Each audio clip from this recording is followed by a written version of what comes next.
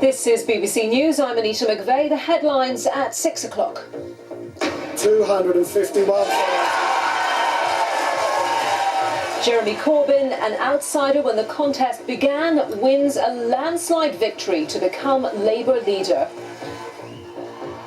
His first act as leader was to attend a pro-refugee rally in central London this afternoon. We as ordinary decent people stand up and say to our government, recognise your obligations in law.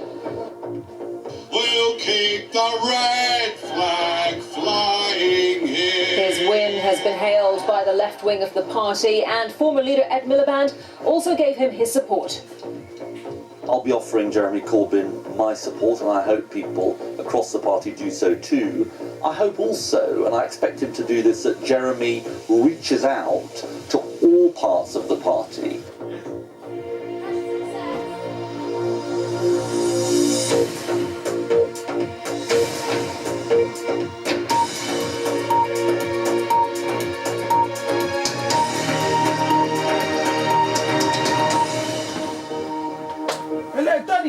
Hello, very good evening to you and welcome to BBC News. The veteran left-wing MP, Jeremy Corbyn, has swept to victory in the Labour leadership election. Mr Corbyn, who 3 months ago began the campaign as an outsider, won massive support, nearly 60% of the vote. That was way ahead of his nearest rival, Andy Burnham, who secured just under 20%. Mr Corbyn thanked Mr Burnham and the other candidates, Liz Kendall and Yvette Cooper, saying they'd helped reinvigorate the party. And he promised to fight for a more tolerant and inclusive Britain. This report from our political correspondent, Ron Grant. Give me the remote, let me... And I should tell you that this report contains quite a lot of flash photography. £40. His white hair just visible amidst the scrub. Teresa, I went to go and speak. I went to go and say that I want to make packed lunch at home. Blah, blah, blah, blah, blah. Why did you get him She for? always speaks. I told you when he comes, let Precious knows how to handle it. Yeah, but Precious The man, some call simply JC, was You are not making any... You can't eat cold food, you will die, yo. You need hot food. I'll only have hot food. You need hot food to go throughout the day. Precious can have hot food. Precious has her own... Babe, this whole thing is difficult. Sorry, this whole thing is difficult. Why didn't you just pause here? He obliterated the others, winning the first round by a huge margin. So, for the first time as leader of the opposition, Jeremy Corbyn started by Thanking everyone By Shining Light who TV. took part in this election, this huge democratic exercise. Don't go through the... Come do More it than with. 500,000 people all across this country. All across this country.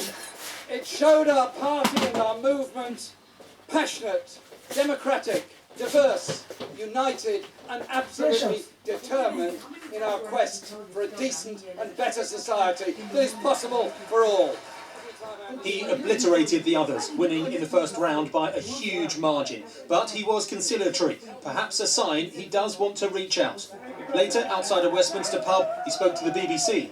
Fantastic moment, fantastic mandate for change in Britain, fantastic enthusiasm for real democratic politics. It's a great day.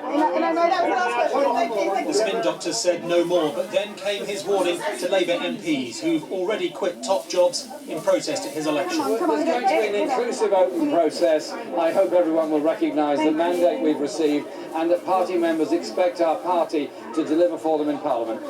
So, who is Jeremy Corbyn? A veteran MP of 32 years, he looks now as he did back then. He spent decades on the periphery of his party, associating with controversial causes, including the IRA and the Palestinian group Hamas.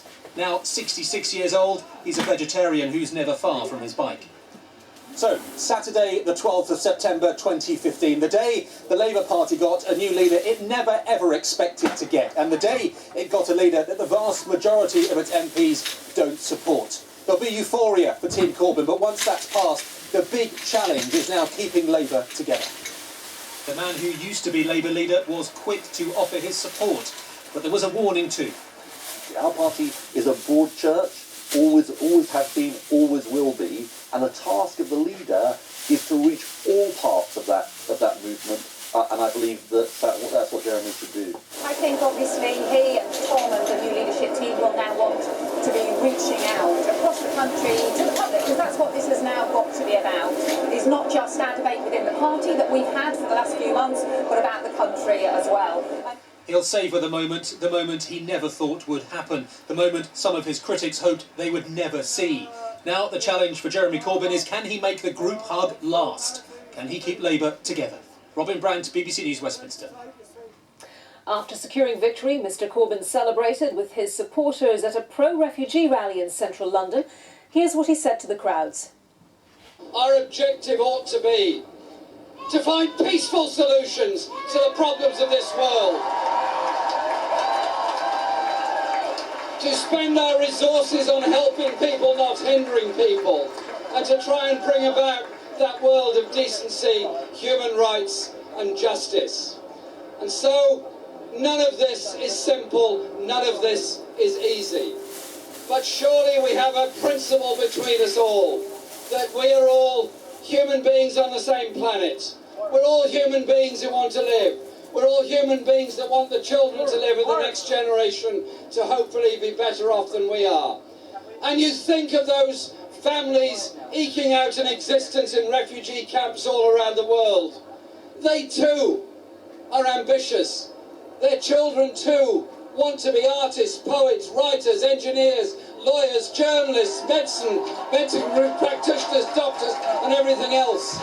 The waste of human resources by the lack of human rights is one of the great crimes of the last and this century. So today here in Parliament Square, we as ordinary decent people stand up and say to our government, recognise your obligations in law. That would be good. Recognise your obligations to help people, which you're required to do by law. That would be good. But above all, open your hearts and open your minds and open your attitude towards supporting people who are desperate, who need somewhere safe to live, want to contribute to our society, and are human beings just like all of us. Jeremy Corbyn speaking in Parliament Square. Well, the Shadow Business Secretary has congratulated Jeremy Corbyn on his win, saying it was now vital for the party to work towards ensuring Labour gets back into office. However, Chuka Umunna refused to say whether he would continue to serve in a new Shadow Cabinet. Well, it's an extraordinary result, and congratulations to Jeremy, our new leader, and obviously I'm disappointed that my candidate Liz didn't do better. You know, huge gratitude to Andy and Devet contributing to the result, you know, to the lively debate that we've had as well.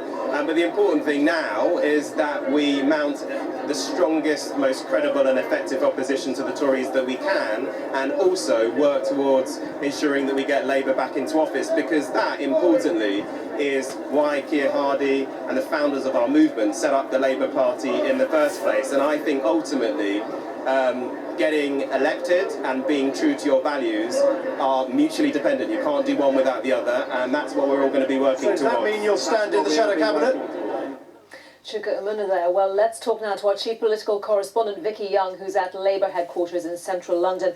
And Vicky, it's been an extraordinary day in politics, hasn't it? So as Jeremy Corbyn starts to absorb his victory, what's next for him?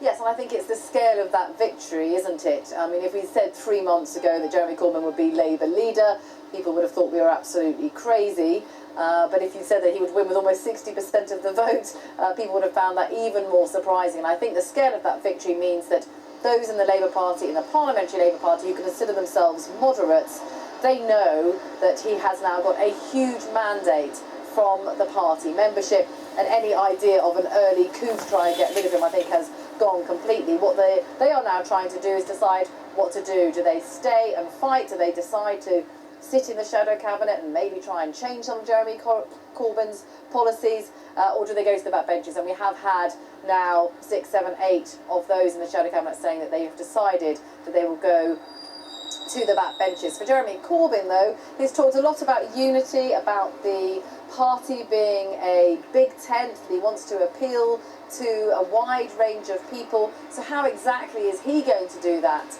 To sort of what staff will he bring in here at Labour HQ? Who will he put in his shadow cabinet, and is he willing to compromise on any of his policies? On Trident, for example, where very many people in the Parliamentary Labour Party would not agree with him that Trident shouldn't be renewed. So they're the challenges for him. He's talking already about changing things, about approaching things differently. Prime Minister's questions, for example, he says it's not all about him. It won't be him every week, that he'll get other people to do Prime Minister's questions for him. So certainly things have changed.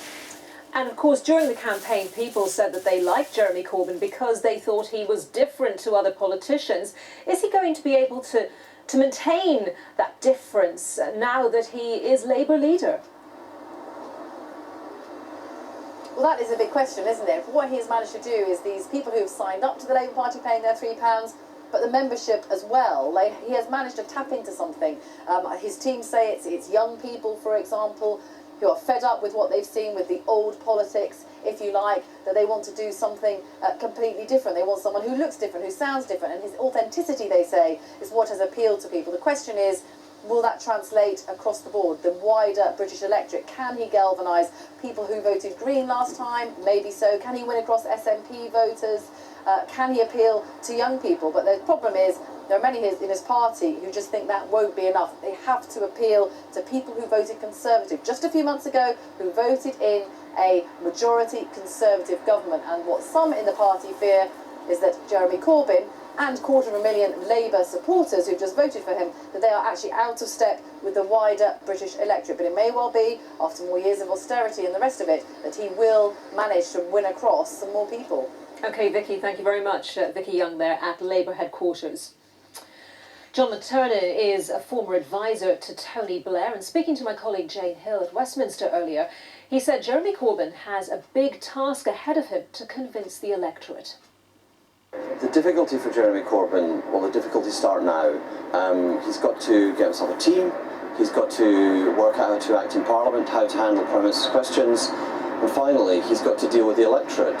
And the big issue is the Labour Party may have changed, but the electorate haven't. They didn't vote Labour because they don't trust Labour on running the economy, don't trust Labour on immigration, don't trust Labour on welfare, and Jeremy Corbyn's going to have to deal with that. All the pollsters he'll employ for the Labour Party will tell him that. So either he's got to change or the voters have to change. Well, he might persuade voters that he has credible economic policies. He might come here on Monday and lay forward his plans. And why is there an assumption that won't work, that it just won't fly? Because when the public voted for a right-wing government, a majority Tory government, they weren't saying what we'd really, really like as a left-wing Labour government. That's the central proposition of the Corbyn campaign, that people only voted for UKIP and Tories, right-wing parties, because the Labour Party weren't left-wing enough. And on economic management, people have got a very clear idea of what sensible economic management is. It's doing something about the debt, doing something about the deficit, and it's not the Corbynomics proposal of just printing money, getting the Bank of England to print more money and using that to fund public services. The public don't understand the technicalities, but they certainly know that's not good economic management, and that's the worry. There's some central Corbyn policies that will not run with the public, and the Tories will be quick to making that the central part of their attack. So why did so many people vote for him straight through in the first round? A huge response. He's tapped into something, hasn't he? Yeah, he's tapped in to a lot of people who were going to vote Labour anyway.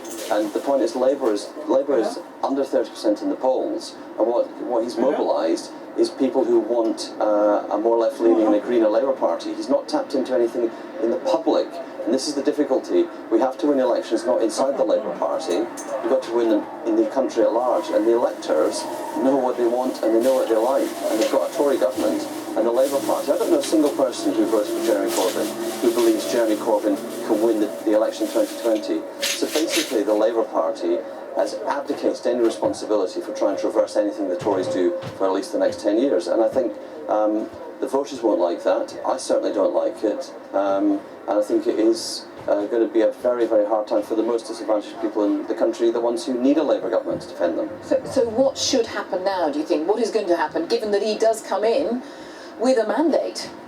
Well, it's very clear that Jeremy Corbyn's got a set of ideas. He should be allowed to run the Labour Party. He's the leader, he's got an overwhelming majority.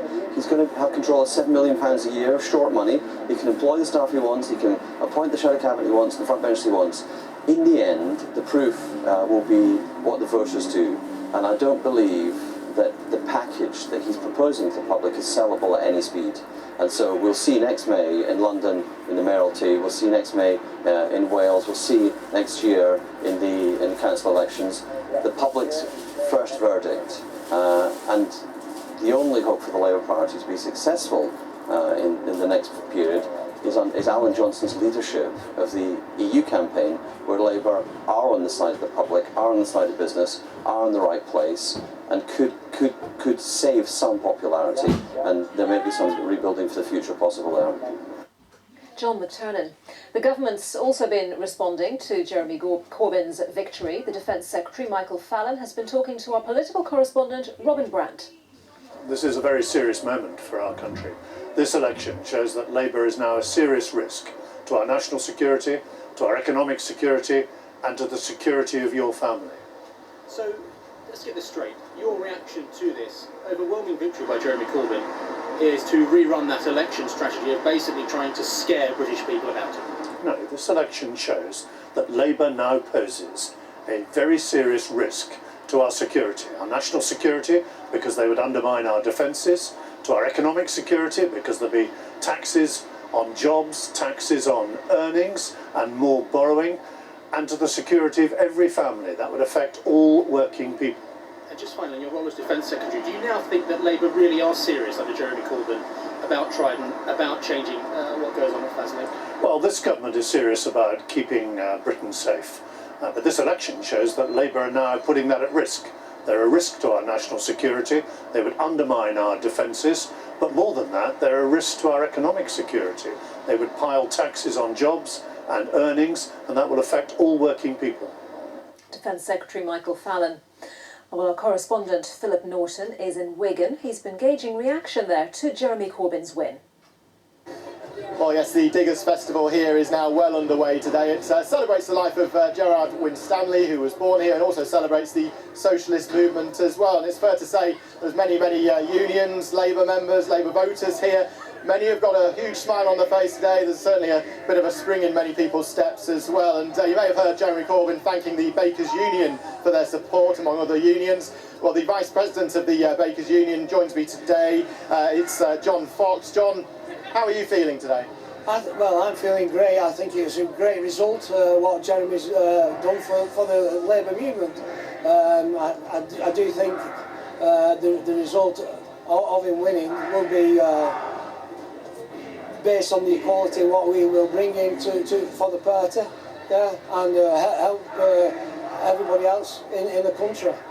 There's already been calls for unity, but yet many members of the front bench of the Labour Party have already resigned. Does this worry you at all? No, that doesn't worry me at all. I think in the Labour Party itself, they've got a lot of good politicians what can take their places, like Richard Bergen from Leeds, and our own Lisa Nandy from Wigan, which is excellent MPs. There's another one, Louise A in Sheffield. And I think those now are the prominent MPs that will come through and start reforming the Labour Party. John, thank you very much for your time. We're also here as well as Jeff Dawson, is a local poet, author, and you're a musician. You've been hosting the stage here as well, man of many talents. Just tell us then, why is Jeremy Corbyn such a favourite around here? I think it's because he's a man who you can talk to. He means something to the people. Reminds me of Tony Benn. Somebody who could actually, you think, well, I could speak to that man if I needed to. You know, there's a massive divide between people who haven't and people who have, and this man is there to sort of like bring the gap together, I think. What are you hoping he'll bring to the Labour Party? I think just a common sense of understanding to people with needs, decency, integrity, and just a bit of heart, really. A bit of heart to say, let's listen to the people. This is our country, everybody's included. And this is a man, I think, to bring it together. Is he a serious contender for Prime Minister? I certainly think so, yeah, because most people you speak to, they haven't voted for years. they say the same old thing. I don't bother voting because they're all the same. No matter which party it is, they're all the same. I do a lot of gigs, I do a lot of stuff at Bolton Socialist Club, Wigan, and everyone says the same thing. Well, the disillusions, they go with Left Unity, they don't go with the main Labour Party. They've had enough of it, basically. And all them people are coming back because they see somebody. But finally, they can say, that man has got the Labour principles that we grew up with, that we believe in. Jeff, thank you very much, and John, thank you as well. Enjoy the rest of your evening here tonight, and I'm assured the celebrations will go on well into the night. Philip Norton there at the Diggers Festival in Wigan. So, who is Jeremy Corbyn and what are his main policies? Christian Fraser has more at the screen for us. So here he is then, the new leader of the Labour Party, Jeremy Corbyn, at the age of 66, member for Islington North since 1983, no front bench experience, always the rebel until this point. I'm pledging to take Labour in a totally different direction. There'll be none of the austerity light of the other three candidates. He is vehemently anti-austerity. How did he do it? Well, he stirred the passions and the emotions of the Labour grassroots. It was a new kind of politics, said his supporters. Len McCluskey, the General Secretary of Unite, said he lit a light in the movement which he couldn't envisage some 4 weeks ago. But there are those within the party who are worried. Remember, he only got 10% of the support of the Parliamentary Labour Party. John Cruddas, the former policy coordinator under Ed Miliband, says he fears Jeremy Corbyn might be an early 80s tribute act. And remember this from Tony Blair, if your heart is in the politics of Jeremy Corbyn, he says, then you need to get yourself a heart transplant. So he needs to reunite the party, but can he do it around the policies in his manifesto? Let's take a look. As I said, vehemently anti-austerity, so there'd be higher taxes for the rich, protection for those on welfare. The Bank of England would be allowed to print money. He calls it people's quantitative easing, much more cash for things like railways, housing and digital. His policies on defence might worry some on the government benches. Of course, as the chair of the Stop the War campaign, he'd get rid of Trident. He may well pull Britain out of NATO if he was leader. And he's opposed to the airstrikes in Syria and Iraq. In terms of the railways, he'd renationalise those along with the energy companies. He's very much in favour of free education. His children, he wanted to go to comprehensive schools, so he'd scrap tuition fees for graduates, replacing them with grants. And in terms of Europe, with the referendum coming up, sits on the fence a little bit. All he would say is he wants a better Europe, whatever that may be. So, Jeremy Corbyn then, a very different Labour Party under him. Maybe interesting to see who he puts in his shadow cabinet. Maybe those that were in that cabinet in May may well be the rebels. Christian Fraser, the time is now 6:22. Let's take a look at some of the day's other main news. And at least 82 people have been killed in a gas explosion at a crowded restaurant in the state of Madhya Pradesh in India. Police say a cooking gas cylinder blew up and triggered a second blast of mine detonators stored illegally next to the restaurant. Around 100 people have been injured in the blast, which caused the building's roof to cave in. Our correspondent Sanjoy Majumdar has more. Well, it took place in the morning in this town in central India in Madhya Pradesh state. Very crowded at the time because the restaurant itself was packed with people, office goers and a lot of school children having breakfast. It was also in a fairly crowded location. I understand there was a bus station nearby as well, and that's the reason there were so many people at the time. As you say, the police say a gas cylinder used for cooking first exploded and then apparently set on fire. Several explosives that were stored nearby. We're not quite sure whether they were stored in the restaurant or in an adjoining building. And those set off more explosions leading to a massive fire. It's a two-story building which collapsed because of the intensity of the blast. Rescue workers who initially got there had to actually use their bare hands to sift through the rubble to try and get to those trapped underneath. Sanjoy Majumdar. 2 British women have been killed after a train derailed in northern India. The governor of the tourists were travelling on a specially chartered train carrying a group of 37 Britons to the Indian Himalayan town of Shimla. The York-based Great Rail Journeys, who organised the tour, said a number of people in the group had been hospitalised. The governor of the Saudi region of Mecca has ordered a full investigation into why a crane collapsed on top of the city's Grand Mosque. More than 100 people are now known to have been killed in the incident, which happened during a violent storm. Building work around the mosque, Islam's holiest site, had been continuing ahead of the annual Hajj pilgrimage. Sangeeta Maiska has more. Mecca in the grip of a sandstorm. A worshipper films from inside the Grand Mosque when outside disaster strikes. A giant crane collapses into the mosque wall. Panic and fear takes hold of the faithful. Hundreds run for their lives. It's still unclear how many were killed as a result of the collapse and how many from the panic that followed. My mother was inside the mosque and she just heard a loud crashing noise. The weather just, it went dark, and first it was like imagine like a little mini tornado going through the mosque area in the middle, because the middle part where the Kaaba is, it's all open area. Only thing you can see was like lining the place up, and the rain was just horrendous coming from all directions, and it was just windy. The scale of the disaster that has befallen the world's biggest mosque complex has been laid bare. The death toll today continues to rise, yet more people are pouring into the city. 2 million worshippers are due for the annual pilgrimage of Hajj. Cranes have surrounded the mosque complex for 2 years as authorities attempt to create accommodation for those arriving. There has to be some strategy of health and safety, and we clearly don't have that. We have lost hundreds and not thousands of lives over the lapse of 20 plus years. Repairs to the Grand Mosque complex are already underway, and despite the shadow cast by Friday's events, worshippers have been told the pilgrimage will go on as usual.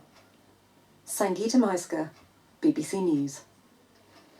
Officials in Germany say they're expecting up to 40,000 migrants to enter the country over the next 2 days. That's double the number that arrived last weekend.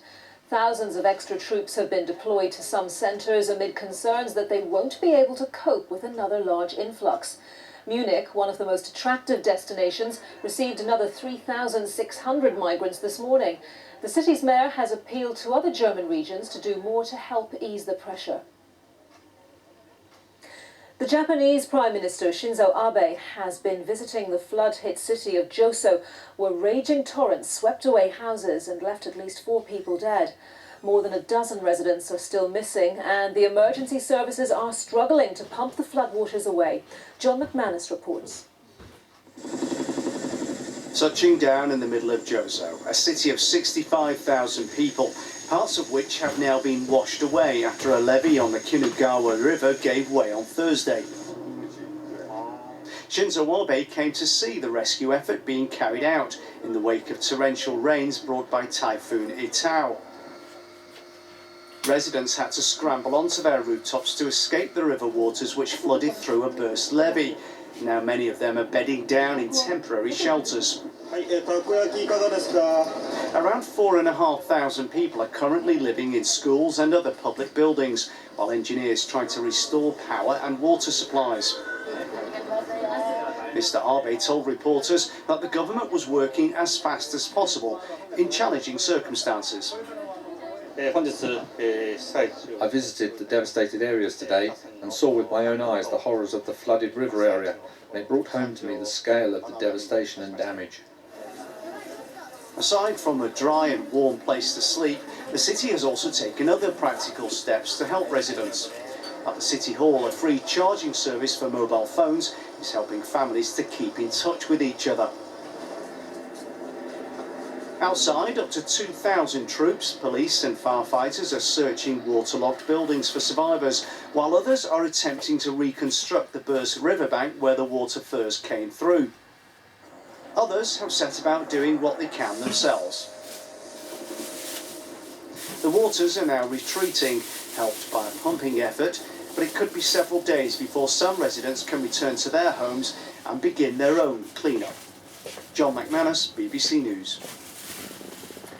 Well, it's time now for a look at our weather forecast. Here's Nick Miller. Hello, last weekend high pressure was settling our weather down, but now low pressure is back, and the first area of rain from it so far this weekend tonight will clear northern Scotland. We'll see some gales developing in northwest Scotland, some showers affecting westernmost parts of the UK. Actually, a lot of dry, fairly clear weather elsewhere. Temperatures for town and city centres down to around 10 Celsius or so. We'll start the day tomorrow with quite a lot of dry, sunny weather. Still some showers around in the west. The winds in the afternoon will slowly ease a bit in northwest Scotland, but strengthen in southwest England as some wet weather moves in. Gales developing in places here. Another area of rain clipping the far southeast of England, moving on towards East Anglia and parts of the East Midlands. We're staying dry though, with variable cloud and sunshine. Temperatures reach into the high teens. For Monday, low pressure coming in from the southwest. England and Wales seeing plenty of showers. And Northern Ireland and Scotland seeing fewer showers. The driest weather on Monday. And as ever, you can find a forecast for where you are or where you're going online.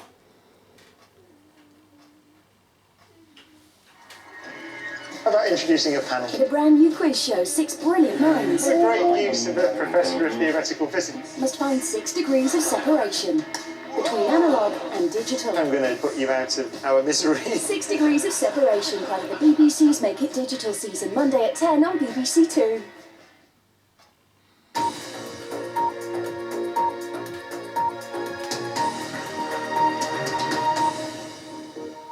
Hello, good evening. This is BBC News with me, Anita McVeigh. The headlines at 6:30 exactly.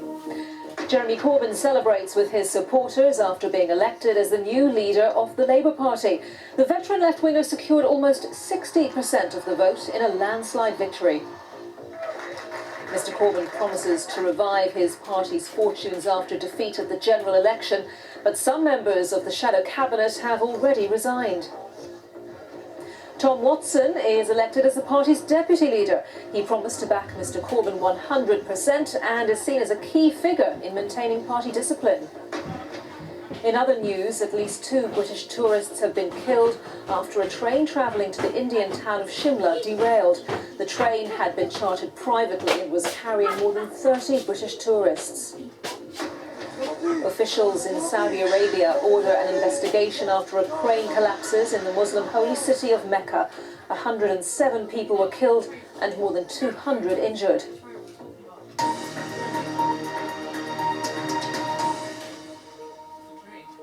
It's time now to cross to the BBC Sports Centre for Sports Day.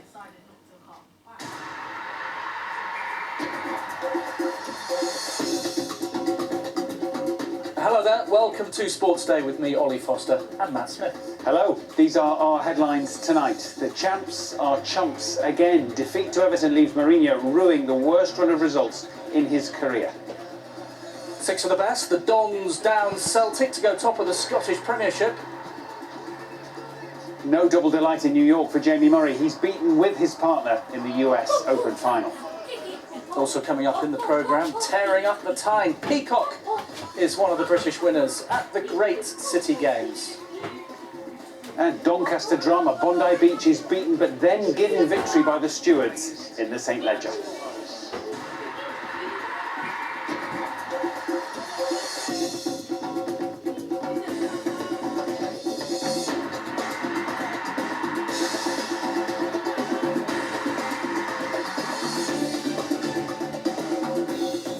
Evening to you. Chelsea's miserable start to the season continued with a 3-1 defeat at Everton today, having lost just 3 games in winning the Premier League.